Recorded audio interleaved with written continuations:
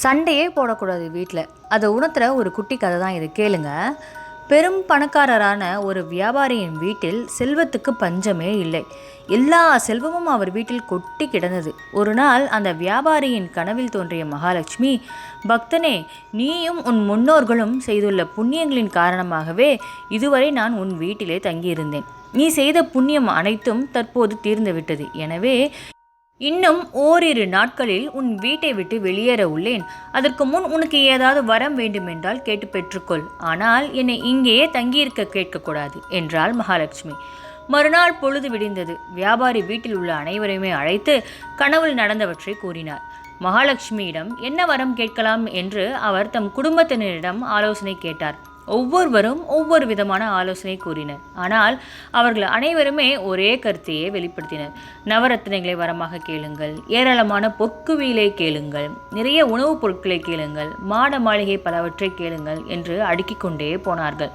அப்பொழுது அந்த வீட்டின் கடைசி பெண் தன் தந்தையிடம் வந்து, அப்பா, நமக்கு தேவையான பொன், வைரம், வைடூரியம், மாணிக்கம், வீடு என எவற்றை வேண்டுமானாலும் வரமாக கேட்டு வாங்கினாலும் அது நம் வீட்டில் நிலைக்கப் போவதில்லை. ஏனெனில் எப்போது நம் வீட்டிலிருந்து மகாலட்சுமி தேவி வெளியேறப் போகிறேன் என்று கூறிவிட்டாலோ அவள் வெளியேறியவுடன் அவளது ஐஸ்வர்யம் பொறிந்த இந்த பொருட்களும் வெளியேறிவிடும் அல்லது நிலைக்காமலும் போய்விடும். எனவே எப்போதும் எங்கள் வீட்டில் பரஸ்பரம் அன்பு நிலைத்திருக்கும்படி வரம் அருளுங்கள் என்று மகாலட்சுமி தேவியை கேளுங்கள் என்று கூறினாள் அந்த குட்டி பெண். இளைய மகள் கூறியதையே சரி என்று வியாபாரிக்கும் தோன்றியது. அதையே இறுதி முடிவாக கொண்டு இரவு தூங்க சென்றார் வியாபாரி. அன்றைய தினம் இரவில் அவர் கனவில் மகாலட்சுமி தோன்றினார்.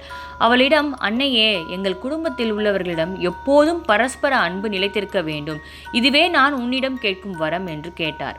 இந்த வரத்தை மட்டும் தாங்கள் அருளினால் போதுமானது என்று வியாபாரி கேட்டுக்கொண்டார். லக்ஷ்மி தேவியோ சிரித்தபடி, மகனே, இப்படி ஒரு வரத்தை கேட்டு மீண்டும் உன் வீட்டிலேயே என்னை கட்டி போட்டு விட்டாயே.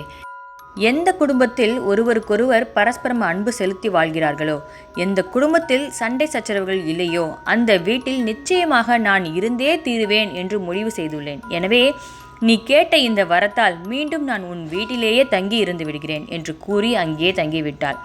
எந்த வீட்டில் குடும்பத்தில் பெரியவர்களை மதித்து வழிபடுகிறார்களோ, எங்கு நாகரிகமான முறையில் மற்றவர்களுடன் மரியாதையோடு பழகுகிறார்களோ, பிறருடைய செய்கையால் மனதில் கோபம் ஏற்பட்டாலும் எவர் தங்கள் வாயால் சண்டை செய்யாமல் இருக்கிறார்களோ அந்த இடத்தில் எல்லாம் நான் வசிக்கிறேன் என்று இந்திரனிடம் ஒரு முறை லக்ஷ்மி கூறியதாக புராண வரலாறு தெரிவிக்கிறது.